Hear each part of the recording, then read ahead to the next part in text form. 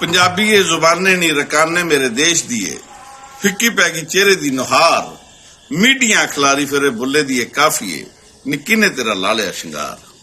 पंजाबीओ प्यारिओ, Punjabi media group ਅਤੇ ਭੁਲੇਖਾ TV ਵੱਲੋਂ 14 ਮਾਰਚ ਨੂੰ ਲਾਹੌਰ ਦੇ ਅਲ ਹਮਰਾ ਥੀਏਟਰ ਵਿੱਚ ਮਨਾਇਆ ਜਾ ਰਿਹਾ ਹੈ ਪੰਜਾਬੀ ਕਲਚਰਲ ਡੇ, ਪੰਜਾਬੀ ਸਕਾਫਤ ਦਿਹਾੜਾ, ਪੰਜਾਬੀ ਸੱਭਿਆਚਾਰਕ ਦਿਨ ਮਨਾਇਆ ਜਾ ਰਿਹਾ ਹੈ।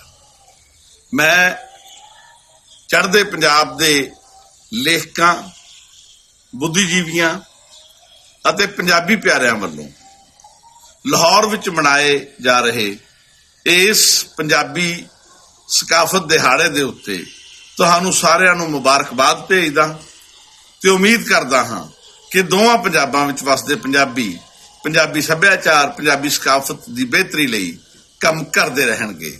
ਬਹੁਤ ਮਿਹਰਬਾਨੀ।